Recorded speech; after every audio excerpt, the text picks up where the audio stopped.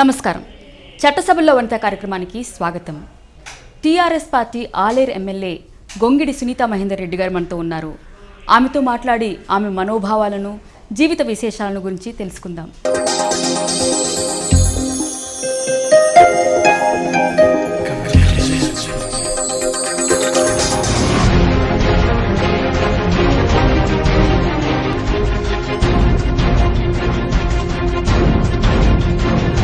నమస్తే సునీత గారు, చట్టసభల్లో వనిత కార్యక్రమానికి స్వాగతం అండి. Thank you. రాజకీయాలంటే ఆసక్తి లేని మీరు ఈ రోజున ఎమ్మెల్యేగా అసెంబ్లీలో కూర్చుంటున్నారు. ఈ ఆసక్తి ఎలా కలిగింది? ఉద్యోగం చేస్తూ ఉండేదాన్ని ప్రైవేట్ రంగంలో. ఇంట్లో కొంచెం బాధ్యతలు నన్ను ఆ వైపు నెట్టేసాయన్నమాట. ఎక్కువగా చదువు కొనసాగించకుండా డిగ్రీతోనే ఆపేసి బాధ్యతల వల్ల నేను ప్రైవేట్ ఉద్యోగం చేసేదాన్ని. ఆ తర్వాత భర్త ప్రోద్బలం వల్ల రాజకీయాల్లోకి రావడం జరిగింది. మీ బాల్యం ఎక్కడ గడిచింది? మీరు ఎక్కడ చదువుకున్నారు? నేను చదివినంత సికింద్రాబాద్లో వెస్లీ గర్ల్స్ హై స్కూల్లో చదువుకున్నాను. సీతాఫల్ మండిలో ఉండేవాళ్ళం మేము. సో మీ కుటుంబ వివరాలు మీకు అంటే అన్నదమ్ములు, అక్క చెల్లెళ్ళు? నాకు ఒక తమ్ముడు ఉన్నాడండి. ఆ తమ్ముడు శ్రీనివాస్ రెడ్డి, ఇంట్లో వాసు అని పిలుస్తాము. సో మీ బాల్యం తాలూకు జ్ఞాపకాలు ఏ విధంగా ఉన్నాయి? స్నేహితురాలు ఉండేవాళ్ళ? చాలామంది ఫ్రెండ్స్ ఉండేవాళ్ళు. తర్వాత నేనే కొంచెం గ్యాప్ పెంచుకున్నట్టు అయింది. నేను 10th క్లాస్లో అట్లా ఉన్నప్పుడు నాన్న సిక్ అయ్యారు. సిక్ అయిన తర్వాత చాలా సీరియస్గా ఆలోచించడం అయింది. ఇంట్లో పెద్దదాన్ని కాబట్టి కొద్ది గొప్ప నేను హెల్ప్ చేయాలి అనేది ఉండేది.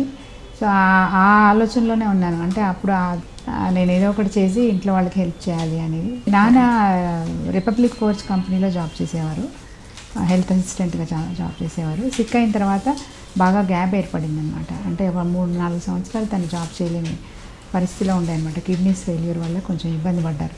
ఆ తర్వాత క్రమేణా కొంచెం తను కోలుకోవడం అట్లా చేశారు. కానీ బట్ నేను 10th క్లాస్ ఆ ఏజ్లో ఉన్నప్పుడు నాన్న సిక్ అవ్వడం, అన్నేళ్ళు ఇంట్లో ఉండి రావడం అనేది కొంచెం ఇబ్బంది అనిపించింది. అంటే ఆర్థికంగా ఇబ్బందిగా ఉండేదా? ఆర్థికంగా చాలా ఇబ్బందులు పడ్డాం నాన్న సిక్ అయిన తర్వాత. ఎందుకంటే తాతల ఆస్తి ఒక నయా పైసా కూడా మా నాన్నగారికి రాలేదు. ఎందుకంటే పిన్నతల్లి ఉంది కాబట్టి ఇంకా తను అక్కడ ఉండలేక అమ్మమ్మ దగ్గర ఉండి చదువుకున్నారు. చదువుకున్న తర్వాత సిటీకి వచ్చి సెటిల్ అయిపోయారు. ఆస్తిపాస్తులు ఏమీ లేవు. తను స్వయం కృషితోనే ఒక 2 ప్లాట్లు కొనుక్కున్నారు హైదరాబాద్లో. ఇల్లు కట్టుకుంటాం అనుకునే సందర్భంలో నాన్న సిక్ అవ్వడము. ఆ తర్వాత సరే నాన్నని బతికించుకోవడం కోసం మా అమ్మ చాలా కష్టాలు పడింది. తను 7th వరకే చదువుకుంది కాబట్టి ఉద్యోగం చేయడానికి అవకాశాలు లేక చాలా బాధపడింది. ప్లాట్లు అమ్మేసుకుని మా నాన్న ఆపరేషన్ ఖర్చులన్నీ కూడా పెట్టుకోవడం, మొత్తానికి ఎంతో కష్టపడి మా నాన్ననైతే బతికించుకుంది మా అమ్మ. ఆ టైంలో 3-4 సంవత్సరాలు హాస్పిటల్ చుట్టూ తిరుగుతూ ఆల్మోస్ట్ మమ్మల్ని కూడా వారానికి ఒకసారి చూసే పరిస్థితి ఏర్పడింది అనమాట. ఒకసారి మా నాన్నగారు సీరియస్గా ఉంటే ఉస్మానియా హాస్పిటల్ వేశారు. ఆ టైంలో కర్ఫ్యూ ఉంటే మా అమ్మ గురువారం మాత్రమే ఇంటికి వచ్చేది. కర్ఫ్యూ టైంలో బయటికి రానివ్వరు. సో స్పెషల్ పాస్ తీసుకుని గురువారం మాత్రమే మా ఇంటికి వచ్చేది. మా అమ్మమ్మ మమ్మల్ని చూసుకునేది. చాలా టెన్షన్లో తన లైఫ్ గడిపింది. మాకైతే మొదటి నుంచి కూడా చెప్పేది, ఎవరి కాళ్ళ మీద వాళ్ళు నిలబడాలి. ఈరోజు నేను చదువుకోలేదు కాబట్టి ఉద్యోగం చేయలేక మీకు నేను సరి అయిన విధంగా నేను చూసుకోలేకపోతున్నా కాబట్టి కంపల్సరీగా ఎడ్యుకేషన్ ఉండాలి అండ్ మన కాళ్ళ మీద నిలబడాలి, నువ్వు ఉద్యోగం చేయాలి తప్పనిసరిగా అని చెప్పేసి మా అమ్మకు మొదటి నుంచి, అంటే తను బాధపడింది కాబట్టి ఆ విషయాలని నేను కూడా చూసినా కాబట్టి ఉద్యోగం చేయాలనేది బాగా మనసులో నాటుకుపోయింది. అప్పట్లోనే ఉండేది. వివాహం తర్వాత మీ జీవితం ఏ విధంగా మలుపు తిరిగింది? ముఖ్యంగా వివాహం అనేది అనుకోని విషయము, అసలు ప్లాన్ లేదు. నేను అప్పుడు డిగ్రీ 2nd ఇయర్ కరెస్పాండెన్స్ చేస్తూ ఉద్యోగం చేస్తున్నాను. అమ్మకు కూడా ఏంటంటే డిగ్రీ వచ్చిన తర్వాత ఎగ్జామ్స్ రాసి ఏదైనా గవర్నమెంట్ జాబ్ సంపాదించాలనేది అమ్మకు ఇంట్రెస్ట్ ఉండేది, నాకు ఇంట్రెస్ట్ ఉండేది. నేను ఎప్పుడు అదే మాట్లాడుకునేవాళ్ళం అమ్మ నేను. అప్పటికి సెక్యూరిటీ ఉంటుంది. అప్పటికి నాన్న ఉద్యోగం చేస్తున్నా కానీ బ్యాడ్ లక్ ఏంటంటే అప్పుడు కంపెనీ లాకౌట్ అయింది, రిపబ్లిక్ ఫోర్స్ కంపెనీ లాకౌట్ అయింది. లాకౌట్ అయిన తర్వాత నాన్న కూడా ప్రైవేట్ ఉద్యోగంలో చేరడం జరిగిందనమాట. సో నాకు కంపల్సరీగా ఏదైనా పబ్లిక్ సెక్టార్లో కానీ లేదంటే ఒక గవర్నమెంట్ ఇంట్లో కానీ జాబ్ రావాలనేది ఉండేదన్నమాట. సో ఎగ్జామ్స్కి ప్రిపేర్ అవుతూ అట్లా అని అనుకున్నాను. ఏపీఎస్సి రాశాను, బట్ రాలేదు. ఏదేమైనా కానీ అనుకోకుండా వేరే మా బావగారికి మా వారు పరిచయం అనమాట. అట్లా ఒక చోట చూసి పరిచయం జరిగినప్పుడు చూసి మా బావగారి చేత మాకు మెసేజ్ పెట్టారు, నేను అమ్మాయిని చేసుకుంటాను అని చెప్పి. ఆర్థికంగా వీక్గా ఉన్నారని చెప్పి మా బావగారు చెప్తే కూడా నాకు డబ్బులు కాదు, నాకు అంటే నేను పొలిటికల్ ఫీల్డ్లో ఉన్నాను, నాకు సోషల్గా మూవ్ అయ్యే అమ్మాయి కావాలి కాబట్టి ఆ అమ్మాయి నాకు నచ్చింది, నేను చేసుకుంటానని చెప్పేసి మా పేరెంట్స్ని ఒప్పించి చేసుకున్నారు. అప్పుడు నాకు ఇష్టం లేకుండింది పెళ్లి చేసుకోవడం, ఎందుకంటే జాబ్ చేయాలి అనేది ఒక ఇంట్రెస్ట్. తను ఉండేదేమో గ్రామీణ ప్రాంతాల్లో ఉంటారు కాబట్టి మరి ఆ ఊరికి వెళ్తే నన్ను జాబ్ చేయనివ్వరు, వాతావరణం చాలా డిఫరెంట్గా ఉంటుందని నేను భయపడ్డాను నేను. అందుకోసం నేను ముందే చెప్పాను, నేను జాబ్ చేస్తాను అనుకుంటేనే మ్యారేజ్ చేసుకుంటాను, లేకపోతే చేసుకోను అన్న. మా బంధువులు అందరూ ఒప్పుకోకపోతే ఒత్తిడి చేశారు. అప్పుడు చెప్పాను, నేను జాబ్ చేయడానికి ఆయన ఒప్పుకుంటే చేసుకుంటాను, లేకపోతే చేసుకోను అంటే కండిషన్ పెట్టారు. కండిషన్ పెళ్లి చేసుకున్నాను. ఆ తర్వాత కూడా ఎప్పుడు ఉద్యోగం చేశానండి, ఉద్యోగం చేశాను. మా వారు కూడా ఎప్పుడు కూడా నాకు ఆబ్జెక్షన్ చెప్పలేదు. అండ్ నేను జాబ్కి వెళ్తుంటే ఎప్పుడన్నా నాకు ఇబ్బంది ఉన్నా కానీ తను తీసుకురావడం అట్లా చేశారు, బాగా కోఆపరేట్ చేశారు. సో ప్రోత్సహించారు అసలు. గొంగిడి సునీత అసలు పేరు కరింగుల సునీతారాణి. జననం ఆగస్టు 16, 1969. జన్మస్థలం సికింద్రాబాద్. తల్లిదండ్రులు సరళ నరసింహారెడ్డి.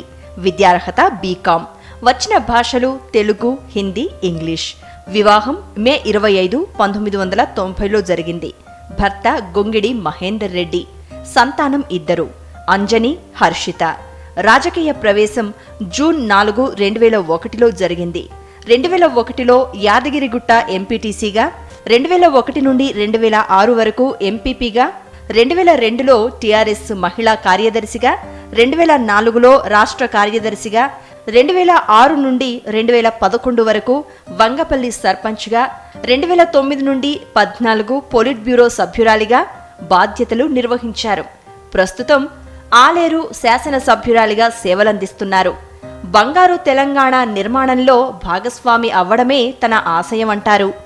మా శ్రీమతి గారు ఈరోజు ఎమ్మెల్యేగా ఎన్నికైనారంటే ఆమె కమిట్మెంటు, గత 14 సంవత్సరాలుగా మరి ఆమె చేస్తున్నటువంటి కృషి, తెలంగాణ ఉద్యమంలో అలుపెరగకుండా కేసీఆర్ గారి నాయకత్వంలో మరి జిల్లాలో పాల్గొని అక్కడ ఉన్నటువంటి ప్రజలను తెలంగాణ ఉద్యమం వైపు చైతన్యవంతులు చేసి మళ్ళీ ఈరోజు ఆలేరు నియోజకవర్గ ప్రజలంతా కూడా గుర్తించి మరి ఆమె కృషి వల్లనే ఈరోజు ఆమె ఎమ్మెల్యే ఎన్నికైనటువంటి సందర్భం మనం గుర్తుంచుకోవాలి.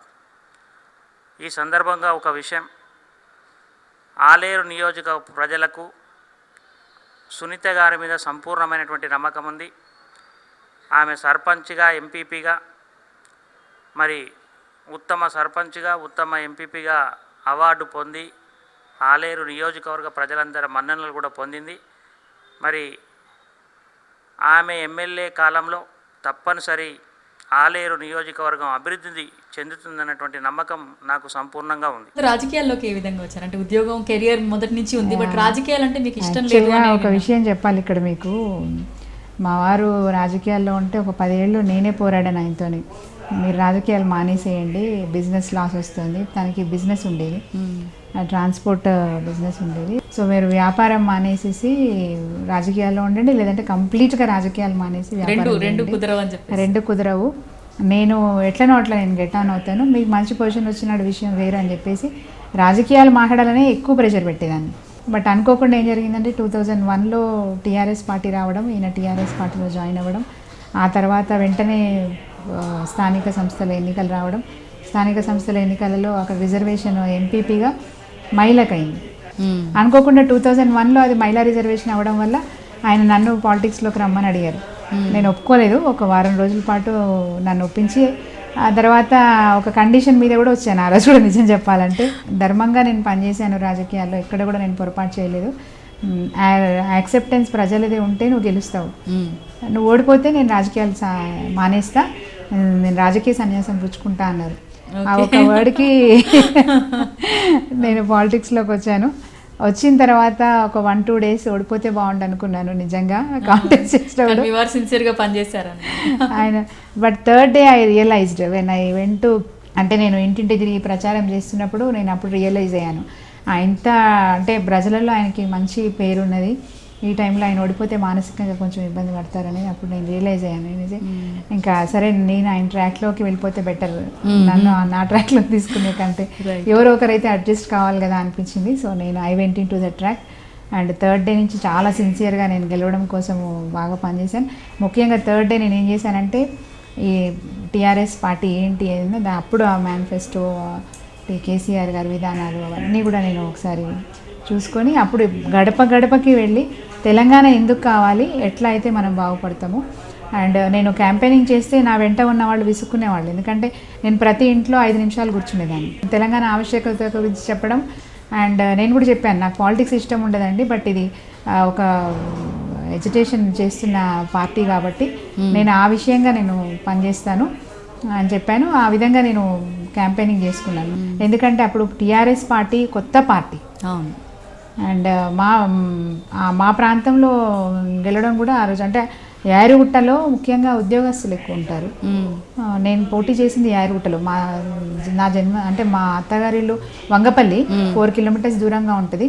మా వంగపల్లి ఎంపీటీసీ బీసీకి రిజర్వ్ అయింది, యారుగుట్ట జనరల్ అయింది. సో జనరల్ దాంట్లో నేను కాంటెస్ట్ చేశాను అనమాట. సంహవ్ సక్సెస్ అయ్యాను. ఆ తర్వాత ఎంపీపీగా కూడా గెలవడం జరిగింది. ముఖ్యంగా ఏంటంటే నేను కాన్సన్ట్రేట్ చేసింది ఓన్లీ నా ఎంపీటీసీ పరిధి వరకే. బట్ మా వారు మొత్తము మాకు అప్పుడు 14 ఎంపీటీసీలు ఉండేవి, 8 గెలిపించుకున్నారు ఆయన. తనకున్న ఇన్ఫ్లుయెన్స్తో, ఎందుకంటే అప్పుడు తను బ్లాక్ కాంగ్రెస్ ప్రెసిడెంట్గా ఉండే, తనకున్న ఇన్ఫ్లుయెన్స్తో తను 8 ఎంపీటీసీలు గెలిపించుకున్నారు. ఆ విధంగా నేను ఎంపీ అయ్యే అవకాశం వచ్చింది. ఆ అనుభవం మీకు ఎలా మీరు ఏ పని చేయగలిగారు ఆ పదవిలో? మీరు ముఖ్యంగా నాకు సోషల్ ఆర్గనైజేషన్లో వర్క్ చేయడం అనేది ఒక మంచి అడ్వాంటేజ్ అయింది. హెల్ప్ అనే ఆర్గనైజేషన్లో నేను అంటే ఒక సభ్యురాలుగా ఉండి సెల్ఫ్ ఎంప్లాయ్మెంట్ స్కీమ్స్ మీద ఎక్కువ వర్క్ చేశాను.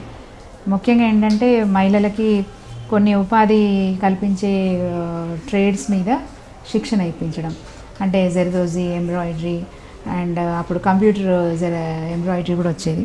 సో వాటి మీద, తర్వాత ముఖ్యంగా యారుగుట్టలో ఉన్న పరిస్థితులను బట్టి నాకు గత అనుభవం ఉంది కాబట్టి, అంటే సోషల్గా ఒక వర్క్ చేయాలి, ముఖ్యంగా మిడిల్ క్లాస్ పీపుల్కి మనం అండదండగా ఉండాలనేది నాకు కొంచెం అది ఎందుకో ఆవేశపూరితంగా వచ్చిన ఆలోచన అయినా నాకు అది బాగా వర్కౌట్ అయ్యింది. కరెక్ట్. అంటే ముందు సేవా కార్యక్రమంలో పాల్గొని రాజకీయాల్లోకి రావడం వల్ల అది మీకు ప్లస్ అయింది, బాగా ప్లస్ అయింది. సో మహిళల సమస్యలు ఎలా ఉంటాయి, ఆర్థికంగా వాళ్ళకి ఎలాగ స్వావలంబన కల్పించాలనే విషయంలో ఎందుకంటే నేను పెరిగిన వాతావరణం అట్లాంటిది కాబట్టి నాకు ఆలోచన వచ్చింది. ప్రతి ఇంట్లో కూడా ఒక సెక్యూరిటీ అనేది మహిళకు ఉండాలి అనేది నాకు బాగా, అంటే మొదటి నుంచి నేను ఆలోచించే విషయం అది. ఎక్కడికి వెళ్ళినా కానీ నేను ఎక్కడైనా మాట్లాడినా మా వాళ్ళందరూ ఎప్పుడు మీ వాళ్ళనే మాట్లాడతామని ఇప్పుడు కూడా నాతో పనిచేసే మా మండల నాయకులు కానీ వాళ్ళు కానీ అంటారు, మీ మహిళలు చూడగానే మమ్మల్ని మర్చిపోతాం అంటారు. ఏదేమైనా అది ఇట్స్ ఎ ఫ్యాక్ట్ అండి. ఒక కుటుంబం బాగుపడాలంటే మాత్రం తప్పకుండా మహిళ కూడా కొంచెమైనా సంపాదించే స్థాయిలో ఉంటే, సెల్ఫ్ సెక్యూర్డ్గా ఉంటే బాగుంటుందని చెప్పేసి నాకు అనిపిస్తుంది. మీరు మీ పార్టీ పోలిట్ బ్యూరో మెంబర్గా కూడా ఉన్నారు. అటువంటి అంటే క్రెడిట్ మీ పార్టీ మీకు బాగా గుర్తింపు ఇచ్చిందని మీరు అనుకుంటున్నారు? ఒక మహిళకి నిజమేనండి. అంటే కష్టపడ్డ వాళ్ళందరికీ అవకాశాలు వస్తాయని నేను అనుకోను. బట్ నేను చేసిన కష్టానికి కేసీఆర్ గారు ఎప్పటికప్పుడు నాకు గుర్తింపునిచ్చారు. నేను 2001లో ఎప్పుడైతే పార్టీలోకి వచ్చి ఎంపీపీ అయ్యానో ఆ రోజు నుంచి పార్టీకి నేను చాలా సిన్సియర్గా పనిచేశాను. ఎందుకంటే నేను జాబ్ చేసినా అట్లాగే చేశాను, నా అఫీషియల్స్ మెచ్చుకునే విధంగా పనిచేశాను. పార్టీలో ఉన్నప్పుడు కూడా అంతే సిన్సియర్గా పనిచేశాను. ఒక మహిళా నాయకురాలికి, అంటే మిగతా నాయకులకు ఇచ్చే విధంగా వర్క్ నాకు కూడా అలాట్ చేసినప్పుడు నేను ఎక్కడ కూడా కాంప్రమైజ్ కాలేదు. నేను వాళ్ళతో పోటీగా పనిచేశాను. ఎక్కడైనా ఒక మండల్ ఇన్ఛార్జ్ ఇస్తే ఆ మండల్లో ఫుల్ ప్లెజర్గా పనిచేసి కేసీఆర్తో నేను బేష్ అనిపించుకున్నాను, కానీ ఎప్పుడు కూడా వారితో అనిపించలేదు. ఆ రోజు నుంచి ఈ రోజు వరకు ఆయన ఒక బిడ్డను చూసినట్టుగానే నన్ను చూశారు. తండ్రిగా ఎప్పుడైనా నాకు తెలియకపోయినా కూర్చోబెట్టుకొని విషయాలన్నీ వివరించి ఈ విధంగా వర్క్ చేయండి, మీరు ఇంకెక్కువ రిజల్ట్స్ వస్తాయని చెప్తుండే. సో ఆయన ఇచ్చిన గైడ్లైన్స్ని బట్టి మేము వర్క్ చేసేవాళ్ళం. సో ఫీల్డ్ ఎక్స్పీరియన్స్ కూడా మేము బాగా గెయిన్ అయినాం దానివల్ల. నేను దాదాపు ఒక ఖమ్మం జిల్లా తప్ప 9 జిల్లాల్లో నాకు జాబ్ అలొకేషన్ ఇచ్చినప్పుడు 9 జిల్లాలు తిరిగాను. అవసరమైతే ఒక్కొక్క చోట 25 రోజులు 26 రోజులు క్యాంప్ వేసి పర్టికులర్గా, ఇప్పుడు సపోజ్ మాకు బై ఎలక్షన్స్ ఉన్నాయనుకోండి, 25 రోజులు 26 రోజులు అక్కడే క్యాంప్లో ఉండి చేసేవాళ్ళం. క్షేత్రస్థాయిలో సమస్యలు ఏ విధంగా ఉంటాయి తెలుసుకోగలిగారు? బాగా అండి, మనం ఫీల్డ్లో ఉన్నాం కాబట్టి తెలుస్తుంది. గొంగిడి సునీత అభిమాన నేత కేసీఆర్. నచ్చే రంగు నలుపు. శాకాహార వంటకాలంటే ఎంతో మక్కువంటారు. దుబాయ్లో పర్యటించడం తనకెంతో హాయినిస్తుంది అంటారు. భక్తి అధికం. ఆరాధ్య దైవం వెంకటేశ్వర స్వామి, ఆంజనేయ స్వామిలు. మెచ్చిన పుస్తకం హౌ టు విన్. అభిమాన రచయిత ఎద్దనపూడి సులోచనారాణి. కె విశ్వనాథ్ సినిమాలంటే ఎంతో ఇష్టమంటారు. అభిమాన నటి సావిత్రి, అనుష్కలు. నటుడు చిరంజీవి, నాగార్జునలు. సంగీతమంటే మక్కువ. అభిమాన గాయని సునీత ఉషా, గాయకుడు ఘంటసాల. కిషోర్ కుమార్ పాటలు ఎంతో నచ్చుతాయంటారు. భర్త మహేందర్ రెడ్డే తన స్ఫూర్తి ప్రదాత అంటారు. ఎమ్మెల్యే అయిన తర్వాత మీ అనుభవం ఏ విధంగా ఉంది? నాకు పెద్దగా తేడా ఏం అనిపించలేదండి. బికాజ్ మొదటి నుంచి కూడా ఉద్యమంలో పనిచేస్తున్నాము. ప్రతి బై ఎలక్షన్స్లో కానీ అండ్ ఏ ఎన్నిక వచ్చినా కానీ మాకు డ్యూటీస్ వేసేవాళ్ళు. ఒక మండల్ ఇన్ఛార్జ్గా పనిచేయడం నాకు మొదటి నుంచి కూడా అలవాటు అయిపోయింది. దాదాపు ఒక 5-6 ఎన్నికలలో నేను మండల్ ఇన్ఛార్జ్గా పనిచేశాను. కాబట్టి నాకు గెలిచినప్పుడు కష్టపడ్డాము, గెలిచాము, ప్రజల ఆదరణ మాకుంది, టీఆర్ఎస్ పార్టీ పక్షాన ప్రజలు ఉన్నారు అనేది ఒక ఎప్పుడు భావం కనిపించేది. నేను గెలిచినప్పుడు నాకు అట్లాగే అనిపించింది. ఓకే, కష్టపడ్డాము, గెలిచాము, ప్రజలు మా వెంబడి ఉన్నారు, దే ఆర్ యాక్సెప్టింగ్ అస్ అనేది ఒక ఫీల్లో ఉన్నాను తప్ప ఏదో నాకు కొత్తగా ఏదో పదవి వచ్చినట్టుగా అనిపించలేదు. బట్ తర్వాత ప్రజల సమస్యలు మన దగ్గరికి వస్తూ ఉంటే ఆ ఫ్లోట్ ఇంటికి వస్తున్నప్పుడు ప్రజలు మన ఇంటి దగ్గరకు వచ్చి నాకు ఈ సమస్య ఉంది, నాకు ఇది చేయండి, అది చేయండి అన్నప్పుడు కొంచెం ఆ రద్దీ పెరిగింది. ఇంతకుముందు వర్క్ చేసిన దానికంటే ఇప్పుడు రద్దీ పెరిగింది. ప్రతి పనికి అంటే రోడ్డు కావాలన్నా, ఆసుపత్రి కావాలన్నా, వాళ్ళకి డాక్టర్ అవైలబుల్ లేరన్నా ప్రతిదానికి వస్తారు. గతంలో అయితేనేమో ఏదైనా పెన్షన్ కావాలని, లోన్ కావాలని అట్లాంటి వాటికి, లేదంటే ఏదైనా పోలీస్ కేసు ఉందంటే అట్లాంటి వాటికి వచ్చేవాళ్ళు అనమాట. అంటే పర్సనల్ పనుల మీద వచ్చేవాళ్ళు. ఇప్పుడు అట్లా కాదు, ఊరికి సంబంధించిన పనులు, అభివృద్ధికి సంబంధించిన పనులు బాగా వస్తుంటారు. కాబట్టి ఇంకా దాన్ని బట్టి అర్థమవుతుంది, ఓకే ఇప్పుడు నా బాధ్యత ఇంకా పెరిగింది. ఎమ్మెల్యేగా డెవలప్మెంట్ యాక్టివిటీస్ మీద అంటే ఎంపీపీగా చేశాను, సర్పంచ్గా చేశాను కాబట్టి అది అలవాటైపోయింది నాకు. పెద్దగా మచ్ డిఫరెన్స్ ఏం లేదు.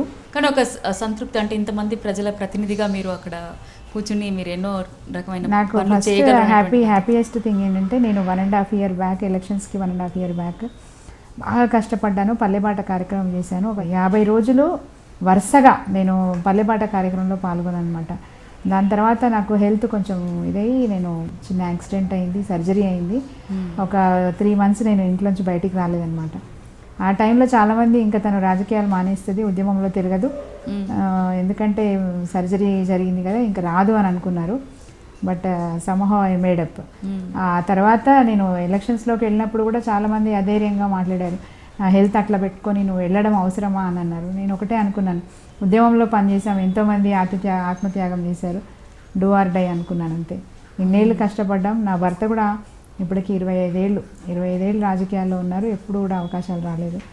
ఏదేమైనా తన ప్రోద్బలంతో ఈరోజు నేను ఎమ్మెల్యే అయ్యాను. నాకంటే ఎక్కువ సిన్సియర్గా ఆయన ఇంకా బాగా పనిచేస్తుంటారు. ఎవరు వచ్చినా ఎక్కువ ఓపికగా, నేను ఎక్కువ టైర్డ్ అవుతానేమో అని కూడా తను కొన్ని విషయాలు తను అంటే ప్రజలతోని డైలీ గ్రీవియన్స్ ఉంటుంది, వస్తూనే ఉంటారు కదా, కొన్ని తను కేర్ చేస్తుంటారు. సో మీకు సహకరిస్తూ ఉంటారు బాగా. సో రాజకీయాల్లో మీరు మర్చిపోలేని అనుభవం ఏంటి? మర్చిపోలేని అనుభవం అంటే చాలా ఉన్నాయండి. ఒకటి 2006లో ఎంపీపీ పదవి అయిపోయిన తర్వాత నేను జెడ్పీటీసీగా పోటీ చేస్తాను, జనరల్ అయింది, మళ్ళీ రిజర్వేషన్ లేదు అని చెప్పేసి నేను పార్టీలో టికెట్ అడిగినప్పుడు పార్టీలో అందరు కూడా ఒప్పుకున్నారు.